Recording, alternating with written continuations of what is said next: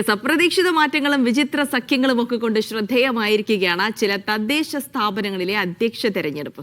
തെക്കൻ ജില്ലകളിൽ നടന്നത് അപ്രതീക്ഷിത നീക്കങ്ങളാണ്. തിരുവനന്തപുരത്ത് പാങ്ങോടും പത്തനംതിട്ട ഐരൂരിലും കൊല്ലം ചിറക്കരയിലും ഉണ്ടായത് നിർണായക നീക്കങ്ങൾ. എറണാകുളത്ത് 2020യുടെ പിന്തുണയിൽ അധ്യക്ഷ സ്ഥാനം UDFന് ലഭിച്ചതും LDF അംഗത്തിന്റെ വോട്ടിൽ UDF അംഗം അധ്യക്ഷനായതും ഉൾപ്പെടെ രാഷ്ട്രീയ അട്ടിമറികളുടെ നിര തന്നെ പലയിടത്തും ഉണ്ടായി. വടക്കൻ ജില്ലകളിലും സ്ഥിതി വ്യത്യസ്തമല്ല.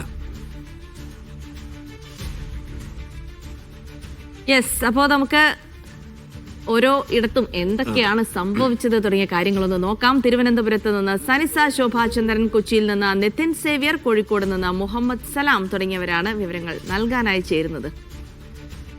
അപ്പോൾ ആദ്യം തിരുവനന്തപുരത്തേക്ക് തന്നെ പോകാം. സനിസ, വളരെ വിചിത്രമായ സഖ്യങ്ങളും കൂട്ടുകെട്ടുകളും ഒക്കെ ഇന്നലെ കണ്ടു. അതിന്റെ പേരിൽ പാർട്ടി നടപടികളൊക്കെ നേരിടുന്നു. പലയിടത്തും ഒന്നുള്ള സംസ്ഥാനത്തൊട്ടാകെ നിന്നുള്ള അത്തരത്തിലുള്ള വാർത്തകളൊക്കെ കണ്ടിരുന്നു. പ്രത്യേകിച്ച് തെക്കൻ ജില്ലകളിൽ വരുമ്പോൾ അത്തരം ശ്രദ്ധേയമായ നീക്കങ്ങൾ, അപ്രതീക്ഷിതമായ നേട്ടങ്ങൾ ഉണ്ടായത് ആർക്കൊക്കെയാണ്? ഏതൊക്കെ നമുക്ക് എടുത്തു പറയാം ഈ കൂട്ടത്തിൽ?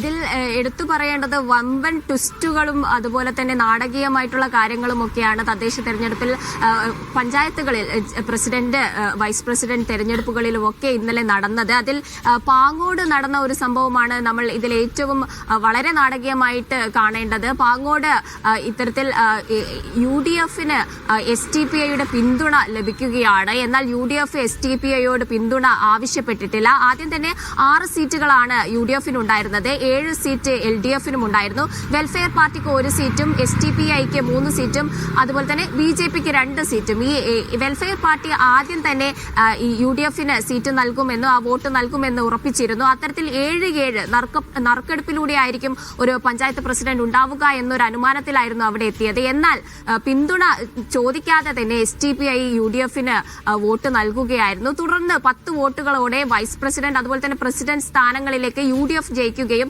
എന്നാൽ STPIയുടെ പിന്തുണയോടെ അവിടെ ഒരു ഭരണം ഉണ്ടാവാൻ പാടില്ല എന്ന ഒരു നിലപാടിലായിരുന്നു UDFന്റെ പ്രാദേശിക നേതൃത്വവും അതുപോലെ തന്നെ KPCC നയവും ഇതാണ്. STPIയുമായിട്ട് ഒരു സഖ്യം വേണ്ട എന്ന നയമാണ് അവിടെ ഉണ്ടായിരുന്നത്. അതുകൊണ്ട് തന്നെ ഈ പ്രസിഡന്റും വൈസ് പ്രസിഡന്റും അവിടെ രാജിവെക്കുകയായിരുന്നു.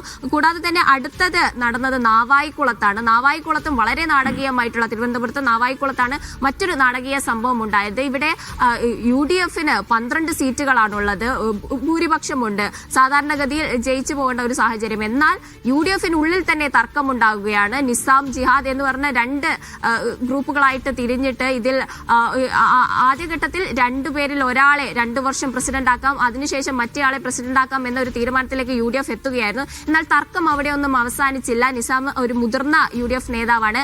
തങ്ങൾക്ക് തന്നെ ആദ്യഘട്ടത്തിൽ പ്രസിഡന്റ് ആകണമെന്ന നിലയിലേക്ക് തർക്കം നീളുകയായിരുന്നു.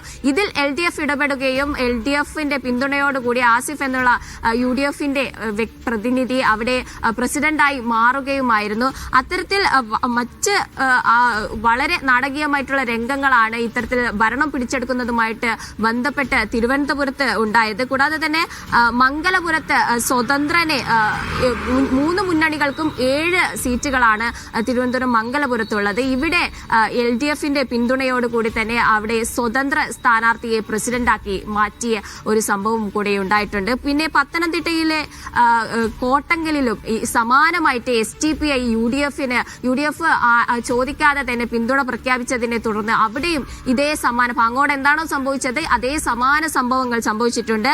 ഐരൂർ പഞ്ചായത്തിലും ഇത്തരത്തിൽ സമാനമായിട്ട് സംഭവങ്ങൾ, നാടകീയ സംഭവങ്ങൾ നടന്നിട്ടുണ്ട്.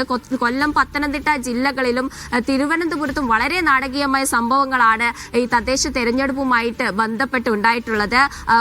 ഐരൂർ പഞ്ചായത്തിൽ ഏറ്റവും വലിയ ഭൂരിപക്ഷം BJP ആയിരുന്നു.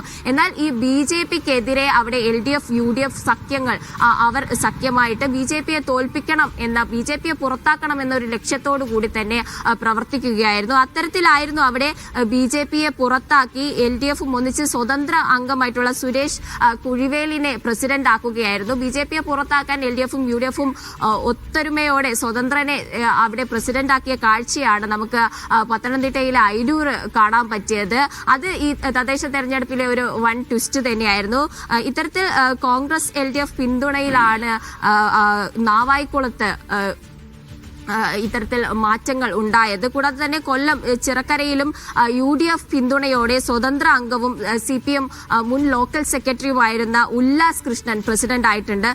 ഇത്തരത്തിൽ UDFന് ഭൂരിപക്ഷമുള്ള കൊല്ലം അലയമൺ പഞ്ചായത്തിൽ പട്ടികജാതി വിഭാഗത്തിനായിരുന്നു അവിടെ പ്രസിഡന്റിന്റെ സംവരണ സീറ്റ്. എന്നാൽ UDFൽ ആരും തന്നെ ഈ ഒരു സീറ്റിൽ മത്സരിക്കാൻ ഇല്ലാത്ത ഒരു സാഹചര്യത്തിൽ LDFൽ നിന്നും ജയിച്ചു വന്ന ഒരു അംഗം അവിടെ പ്രസിഡന്റായി മാറുകയായിരുന്നു. ഇത്തരത്തിൽ തെക്കൻ ജില്ലകളിലേക്ക് വരുമ്പോൾ തിരുവനന്തപുരത്തും കൊല്ലത്തും പത്തനംതിട്ടയിലും വലിയ ട്വിസ്റ്റുകളാണ് തദ്ദേശ തെരഞ്ഞെടുപ്പോടനുബന്ധിച്ച് നടന്നത്. ജിൽസി, സൈഫു.